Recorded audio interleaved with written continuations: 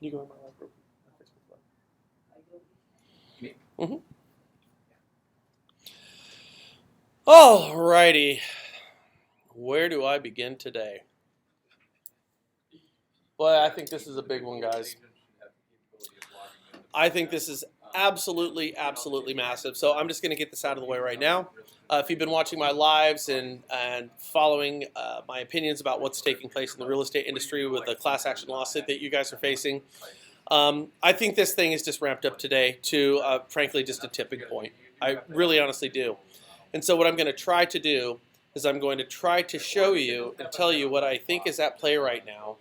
And I want to explain why it's important for real estate agents and lenders to take action with this. And I want to show you why I think this is all by design, because more stuff is revealing itself to me today. So anyways, just again, if you have an opportunity to share this and sign our petition, Frank is going to post right now in my timeline a link to the petition. And I think it's important because what we are trying to do is what no association is trying to accomplish right now. The National Association of Realtors is doing nothing about the class action lawsuit that real estate agents are facing right now. The California Association of Realtors, which by extension is part of NAR, is doing nothing about it. And I can only imagine that every other state is probably the same as the California Association of Realtors, asleep at the wheel. I know this because Frank Ray, my business partner, is a real estate agent. He's a member of NAR. He's a member of CAR. And he's heard absolutely nothing about the class action lawsuit, which frankly is about to bury 75% of the real estate community. Why do I say I think this is going to bury 75% of the real estate agents out there? I've been shooting videos and blogging about real estate and mortgage lending for the past 12 years. That puts me back at 2007, 2008, right before the housing crisis. So at that point, as a 15-year lender, and my business partner Frank Ray being a 20-year lender, we had a lot of history in this industry. We were full-time, all day long, staring at what was taking place in terms of legislation and how it was impacting the mortgage space. We saw GFE 2010. We saw Dodd-Frank. We saw the formation of the CFPB. And we were screaming at the top of our lungs the whole time saying that consumer protection means it's going to be more expensive and take longer to close a mortgage, which in fact did take place.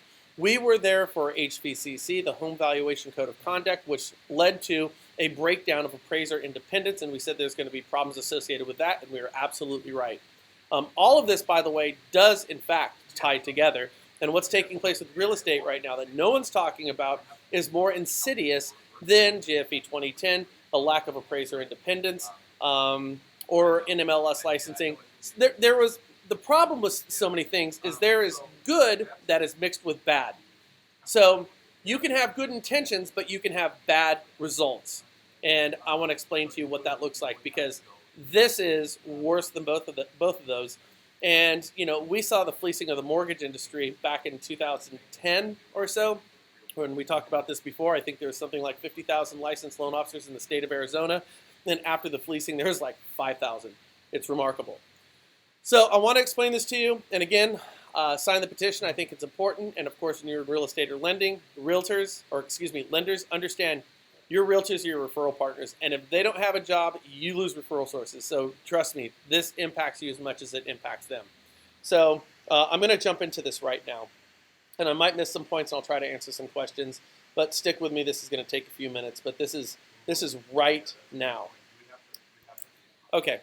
So what I'm going to do is I'm going to jump into Chrome, and I want to show you an article that I read just the other day. Okay. So what I believe is taking place right now is a lot of these heavily financed tech-based companies like Zillow, primarily Zillow, to a lesser extent companies like OfferPad and Opendoor, they have a two-pronged approach, just like running for office. Okay, they want to take more of the market space. They want to take listings away from real estate agents and get in front of those real estate agents and buy the houses before agents have a chance to list them. Why would they do that? Well, because they're home flippers. That's what they are. They want to buy a house low so they can realize a seller's equity as their own personal gain, and they want to be able to charge that seller the fees which are more than real estate agents. As I told you before, the average real estate agent commission right now in the United States is 5.08%. Real estate agents are getting sued right now for collusion for charging 5.08%. However, the iBuying platforms, Zillow charges 7, Open Door charges 7.5%. OfferPad charges 7.5%. And if you've looked at any of the offers that they've given to sellers, there are enormous fees that oftentimes match the 7.5% they're charging up front to sellers, and sometimes even more. Meaning sellers are taking a bath on their sales price because they're flipping the home. They're taking a bath by being charged more than what a real estate agent would charge, and they're also taking a bath on the fees. The amount of money in equity it's costing sellers right now is insane. It's nuts. Now, if you think this isn't happening, right now, these iBuying platforms control a full 5% of the Phoenix market. That's an enormous number, and they all want to double, triple, or quadruple their business footprint in different cities in the upcoming year and years. Meaning, they don't want 5% of one market, they want 10 or 20% of all markets. Why is this important? Well, the United States real estate market is arguably the largest industry in the world. We have $26 trillion in value in the United States housing market. It's an untapped cash cow for a tech company or tech companies to come in. And if they can find a way to take some of that $26 trillion in the form of lowball offers on flipped homes and on commissions by another name and by charging exorbitant fees, well, that would be good for them, bad for sellers, and bad for real estate agents. So the best way for them to accomplish this is to have a two-pronged approach. It just is. One, to deceptively mislead sellers into thinking, because of our biases with technology, that it's always cheaper, faster, and better if you can use technology. All their commercials, all their advertising suggest this. You all know it. Hey, by the way, buy a house with us. Sell your house to us. All you got to do is pick up your smartphone and click, click, click, and boy, you're done. You are done. Yeah. They can do it faster, but it's going to cost you an enormous amount of your equity. Okay. So this is what's taking place right now. So the two-pronged approach is this. One, I need to mislead sellers into using an iBuying platform is going to be better for them. Check. They've got that one done. But just like a politician, I don't want to tell you why, having the debate last night, I don't just want to tell you why I'm the best candidate. More importantly, I want to tell you why that other guy is for crap. Okay? Vote for me because one, I'm great, but two, that person's horrible. Makes sense. It's very effective, isn't it? Okay. So, the class action lawsuit that the real estate agents are up against right now, I am absolutely convinced, if you want to go find where this whole thing germinated, I think it's lobbyists, I think it's these iBuying platforms, because they are the ones who benefit when a real estate agent's reputation is sullied. If only it were that easy. You see, just to tarnish your reputation and kind of push potential listings over to iBuying platforms is one thing, but it's a lot worse than that. So I want to share with you an article, if I have it up here, from Inman. And I believe this is it. Okay. So this just came out today, and it's easier just to kind of use what Inman has right now rather than just go through the details on this. So let me pull this up right now. And there's a lifesaver down the middle there. It helps. Right here, you can click on the automation tab that's right in the middle there. And then the second article down is how do I set up a Okay. I thought I had it open twice, but I got to open it again. Now, I know that you guys are looking at, oh, here we go. And it's really... Don't worry, Inman, we're going to change the login. Okay. So, I want you to look at this. This is from Inman today. Bombshell lawsuit takes a new turn. What's going on? Why is it a new turn, this lawsuit? By the way, real estate agents are also being sued by the Department of Justice, which I think is even more problematic. Okay, so what's going on right here? Here's the problem. What they're doing is a class action lawsuit could upend the United States real estate industry by effectively changing changes in how buyers, agents are traditionally compensated. It's being amended to add more plaintiffs and defendants, emphasizing the role commissions play in steering buyers and raising costs for sellers. Okay, raising costs for sellers. First of all, a real estate agent, as I just told you, is cheaper across the board than any iBuying platform. Okay, so we have to take the iBuying platforms out of the equation for a moment because they're not part of the lawsuit. They could be pulling the strings on this thing, but they're not part of the lawsuit. So the concern is that real estate agents, the National Association of Realtors, working in cahoots with their multiple listing systems, have been working together to make buying real estate too expensive. Now, they say this for a couple of reasons. If you look at other markets, particularly European and Australian markets, it's cheaper to sell a house there than it is here. If you look at other industries like the travel industry, technology has brought the prices down. Also the service, but we'll get back to that.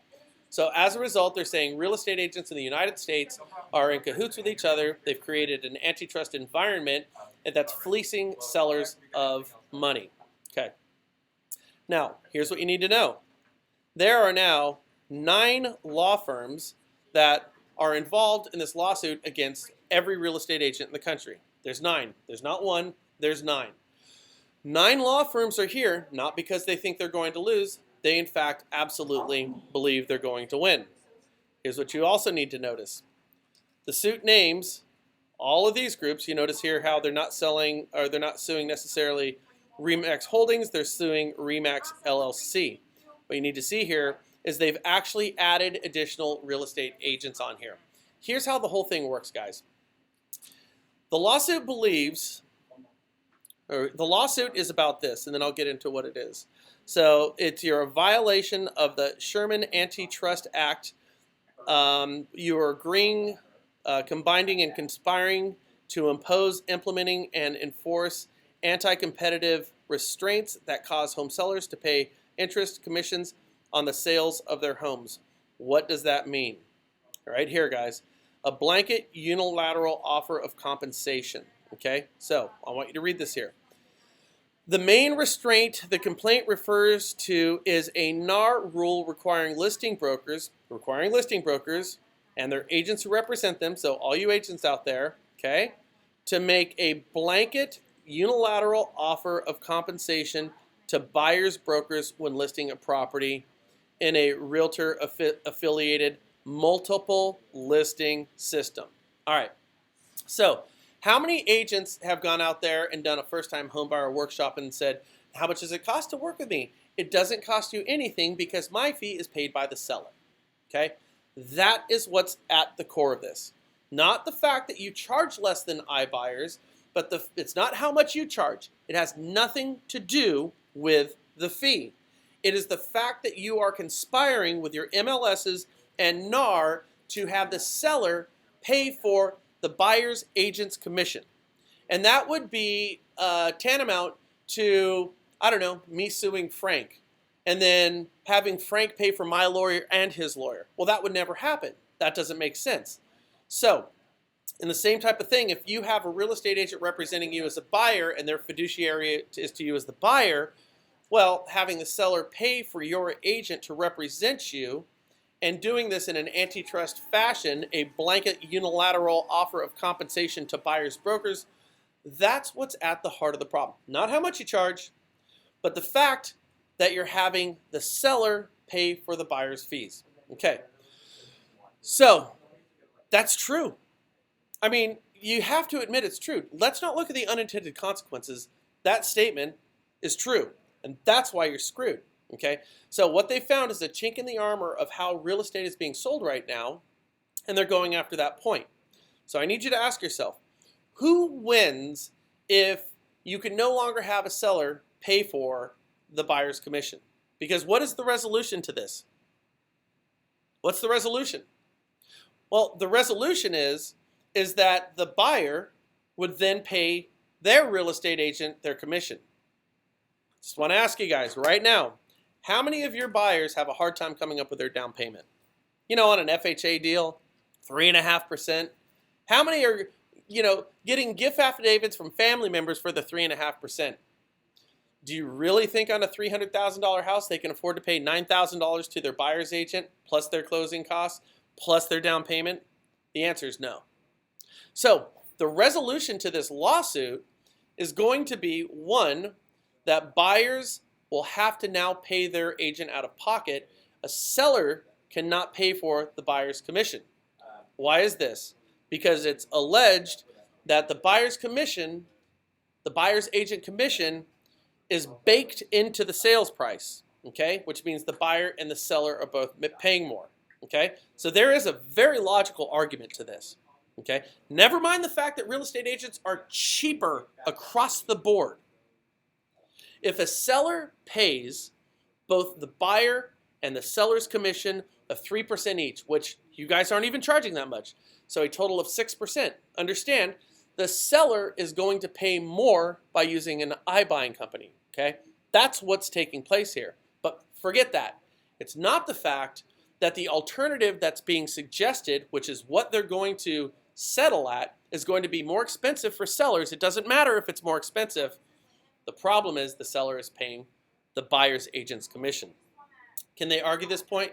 You bet your ass they can. They're going to, and that's why there's 9 law firms that are suing real estate agents right now. Because you are in violation of the Sherman Antitrust Act. Okay. So, okay. So the lawsuit today just got bigger. More lawyers, not just today, but it recently just got bigger with more lawyers, more plaintiffs, more defendants. Okay? That means more of your sellers are jumping on board saying, yeah, my real estate agent screwed me. And as I said before, if real estate agents win this lawsuit, congratulations. You've still been dragged through the mud. Your reputation in the term commission is still associated with something that's negative that's going to take future listings and buyers and push them towards platforms that don't have real estate agents involved. Who cares if it's more expensive? It's not being sold to sellers and buyers as being more expensive, but it is in fact more expensive. That is misleading and deceptive. No ifs, ands, or buts about it. The solution to your problem means you're going to screw the people over even more by charging them more money. Now remember, the United States housing market is $26 trillion. There's a lot of money at stake here. And even if I'm off by $1 trillion, it still far surpasses any other industry in the world. Okay. Now, the question I want you to ask yourself is, with this lawsuit and with the Department of Justice investigation going on against every real estate agent in the country right now, who's the winner? Well, the winner is very simple now, isn't it? The winner are the iBuying platforms. Okay? Now, I want to show you something. This tripped me out because this has nothing to do with real estate. I actually spoke with the editor of the San Francisco Chronicle. The San Francisco Chronicle, where all 3 of the main iBuying platforms are wholly or in part headquartered. So you have OfferPad and Opendoor, which are headquartered in San Francisco. And you don't have Zillow in San Francisco. They're up in Seattle. But Trulia's down here, which is their sister company, is in San Francisco. So the San Francisco Chronicle, where all these iBuying platforms are headquartered, just put out this article a couple of days ago. Check this out. Now, all what we're talking about here, guys, we are talking about compliance. We are talking about cooking the books to favor these iBuying platforms at the expense of real estate agents, sellers, and communities. That's what's happening. Because if they win and there is a settlement, the settlement is going to either make all your multiple listing systems forward-facing or disband them, and it's not going to allow real estate agents, it's not going to allow sellers, it's not going to allow buyers to be represented by a real estate agent where the seller pays for the commission, part of that 5 to 6%. That's the goal. Okay? So if a buyer can't afford to pay a real estate agent 9, 10, 11, 12,000 bucks, what are they going to do? What are they going to do? Well, I guess I can't afford the $14,000 to work with this real estate agent and represent me as a buyer, but that's okay. Because over here on Zillow, I could just go ahead and make an offer on one of these properties, and I don't have to pay that commission. They walk right around you. Okay? Now, that house, if it's a Zillow house, whoever that seller is, if that's a flip on an instant offer from seller, or if it's from an instant offer on Zillow, that seller selling that house to Zillow, that this buyer in my scenario is now looking at, paid twice as much as they would have with a real estate agent. Same thing with OfferPad, same thing with Opendoor. Okay, so now the buyer can't afford the 14,000 bucks. Who needs them? I can look at all the properties on Zillow. It's even better anyways. Real estate agents don't have anything because your MLSs are gone at this point, or they're forward-facing. Your collateral, your best piece is now wiped out. Your MLSs have been doing nothing about this. That's okay because now Zillow has access to all of your listings. Okay? So now The buyer goes directly over to there where all the properties are located, and they go ahead and they buy a house. And when they buy that house, Zillow's going to be more than happy to go ahead and facilitate that thing for pennies on the dollar. Okay? Because you see, they're going to do that. They can do that for the buyer. Zillow owns the house, or somebody's uploading their property to Zillow, or maybe it's an open door house that's on Zillow, or maybe it's an OfferPad house that's on Zillow. But you see, the seller in that situation has paid more money than working with a real estate agent. Here's where the fix is in. So the idea is, with this lawsuit and the Department of Justice investigation, I keep thinking to myself, this is so one way in terms of benefiting a much more expensive platform. Why isn't anybody talking about that? So if you agree or disagree that real estate agents are or are not the answer, you don't want to have a solution to a real estate agent-based real estate market that is more expensive than what you already got, right? Isn't that the idea? And yet the narrative on this thing is that real estate agents are screwing over buyers and they're screwing over sellers. And my God, these iBuying platforms are infinitely better. That's the narrative. Yet they're more expensive. Okay? Like I said, NAR's not doing anything about this. Our state associations aren't doing anything about this. All the big brokers out there are so concerned about their own brand that they don't realize all their infighting amongst the Remaxes and the Keller Williams and the Realogy brands are so concerned about getting a piece of pie for their own little ecosystem that none of them have looked up and realized Genghis Khan is over there on the hill and they are charging down to wipe you all out. Hey, this is Steven. A Department of Justice investigation is underway as we speak. Your lawsuit now has 9 law firms. They have increased the scope of real estate agents and companies who are being sued right now, and there are more of your past sellers who are jumping on board with this thing. Genghis Khan is charging the hill at you right now, and nobody's doing anything. But what I want to talk to you is about sites like Zillow or Opendoor or OfferPad. Well, you know, my angle has been, I don't want a more expensive alternative. Like, okay, if you're going to say there's something wrong with real estate agents, give me a better option. Don't replace it with something that's more expensive from a consumer standpoint. Yet it's happening. And I've seen this happen before, like I said, with what took place with Dodd-Frank and what took place with the CFPB. It was remarkable. All the baked-in costs to mortgages right now have made themselves right down to rate sheets. I know that we have historically low rates. What I'm telling you is we would have historically even lower rates right now if we didn't have all this consumer protection compliance. And ask yourself, are consumers more protected? I mean, I don't think so. Paying more money is not protecting me. Don't charge me more money and tell me how it's helping me. Leave my money alone. Okay, so it benefits the iBuying platforms. I saw this article today in the San Francisco Chronicle where all 3 companies I'm talking about have a massive base. 2 are headquartered there and a sister company is headquartered there, Trulia. So I read this article. I thought it was interesting. I thought one of you sent it to me, but it wasn't. Tech companies, startups secretly love regulation once they get big. So let me ask you, has Zillow gotten bigger in the past 5 years? Is Zillow now a big company? Just saying, we've been screaming that they're going to take over more components of the real estate process because there's too much money on the table. Bet your ass they've gotten big. So let's see what the article has to say and tell me if you agree with it. Tech companies hate regulation, right? Wrong. Here's the reality. Tech companies love it when they are natural monopolies. Zillow markets for your listings to new home builders, to real estate agents right now saying we control all the eyeballs, and they do. Courtesy of all you real estate agents giving them all your data, along with your multiple listing systems. Congratulations on not seeing this one coming. So now, again, Zillow's telling buyers and sellers how they're such a better, more efficient. They are streamlining the problems of real estate, all for sellers, all in the name of making things better and cheaper. It's more expensive. Okay, tech companies hate regulation, right?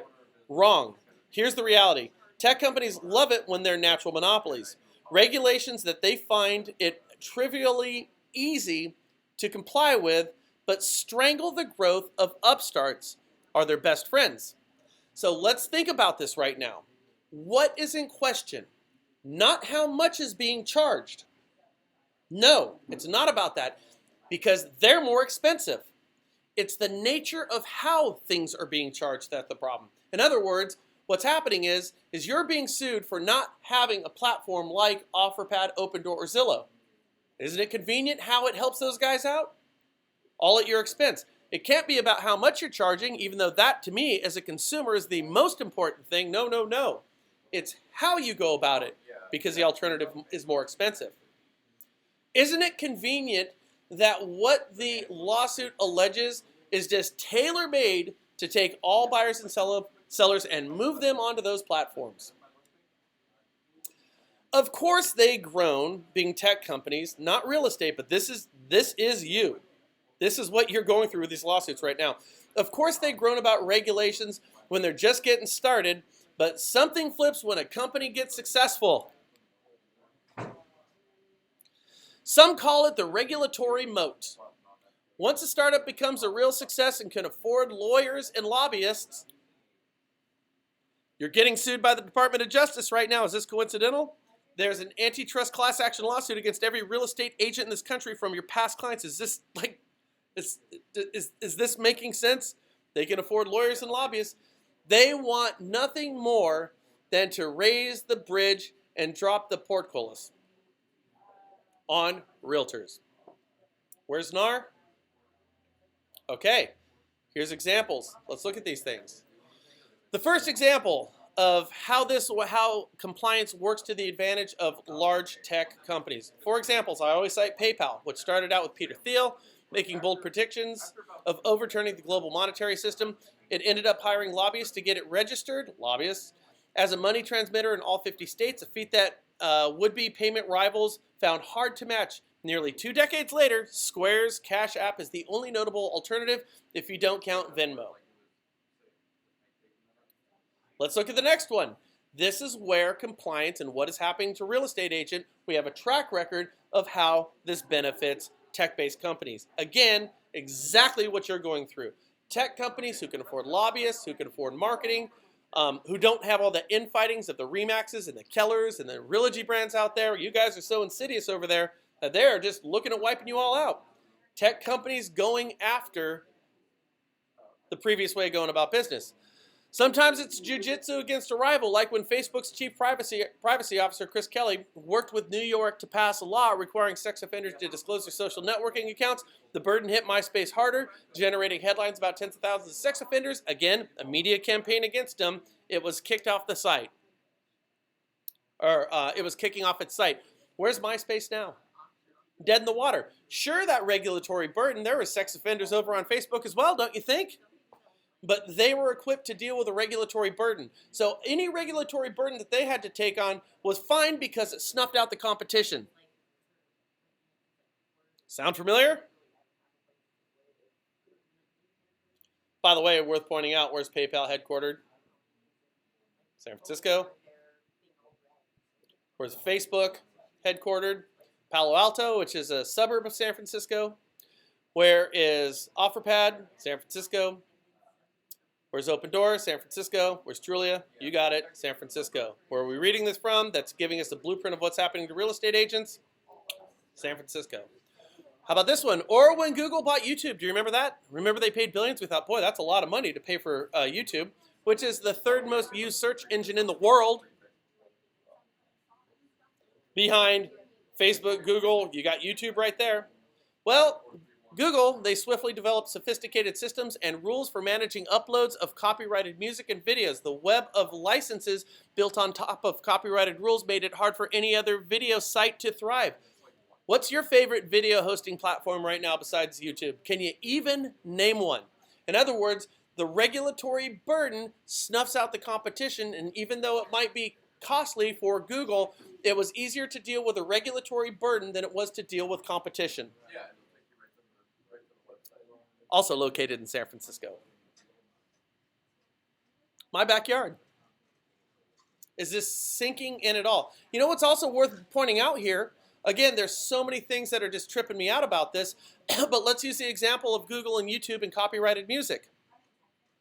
You remember Christopher Dodd of Dodd-Frank?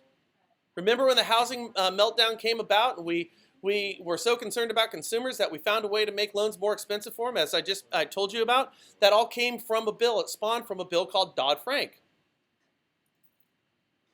Barney Frank and Christopher Dodd. Christopher Dodd was the head of the Senate Banking Committee at the time. Right after Dodd-Frank passed, Christopher Dodd decided that he was going to retire. But right before he retired, Christopher Dodd said, I'm not going to join any lobbyist groups. I'm not going to do that. I am over here representing the people of the United States. And in the process, his last act was to make, mortgages more expensive for consumers, all in the name of consumer protection. Well, anyways, here's what you probably don't know about Christopher Dodd. Yes, he did come out and say he was not going to join any lobbying group because that is a natural progression for our politicians. No, the head of the Senate Banking Committee immediately upon retiring decided he was going to join the Motion Picture Association of America, and he was going to be the head lobbyist in Washington, D.C., the place that he just left, to start to change the copyright rules, one that would actually benefit, you guessed it, Google and YouTube. Yeah. Kind of like the head of Zillow right now, the head of Zillow, the CEO of Zillow right now, wasn't he the founder of Travelocity? And isn't he using what they did to the travel industry as a blueprint for why real estate needs to change? Now he's in real estate.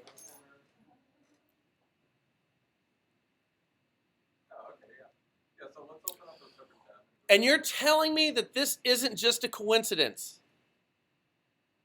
You see, I'm all about consumer protection. I am. I want the sellers and buyers of real estate, a $26 trillion industry, to be represented as well as possible.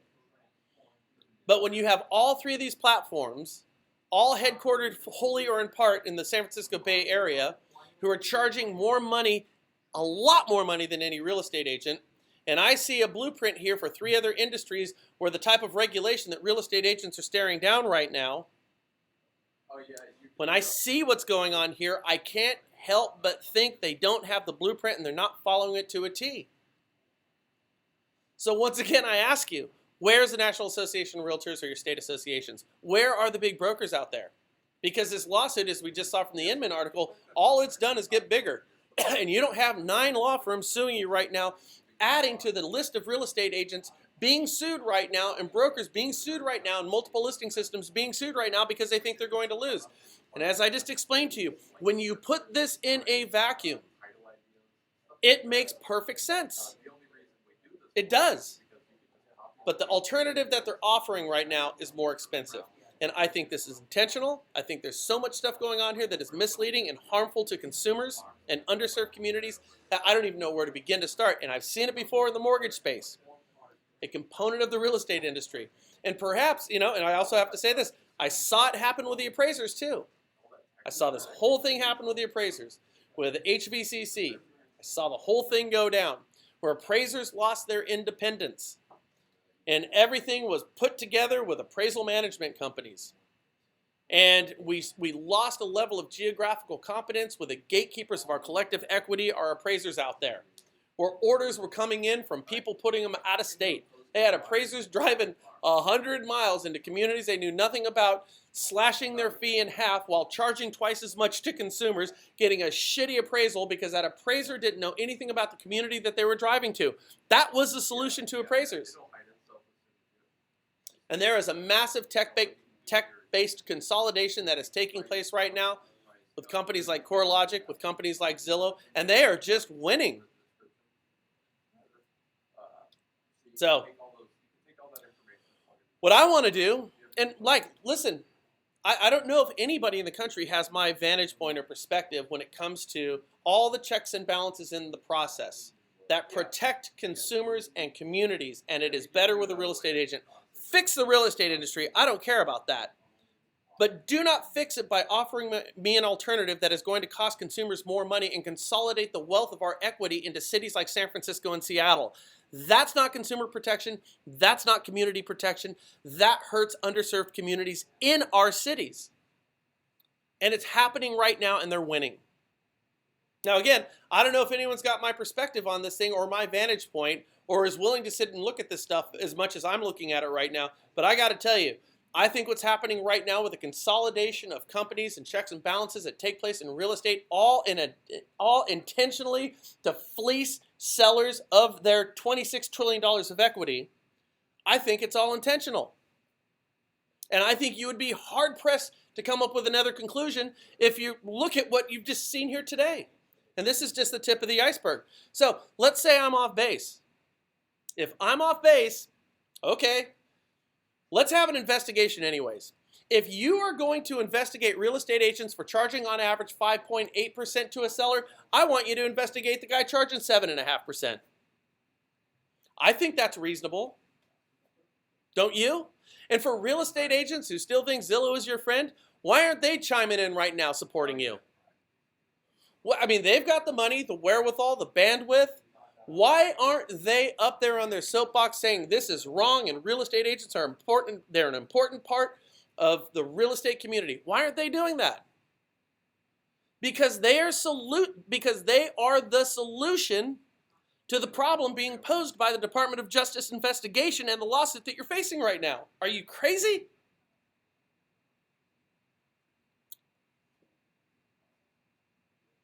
I find it nuts. I find this whole thing insane, and I cannot believe for the life of me that nobody's doing anything about it. So when you sign the petition, which is right down below in the comments here, all we're asking is investigate the companies that are charging more. We're sending it to the state's attorneys general with all the offers that have been sent to us from real estate agents and sellers of homes who feel like they've been screwed. We're just saying, check them out too. Is that so unreasonable? We're going to send that to the all the federal agencies that govern real estate sales. I mean, if we are truly concerned about consumers, I got to think taking twice as much money from sellers as a real estate agent would is not a good place to start for protection. Investigate them.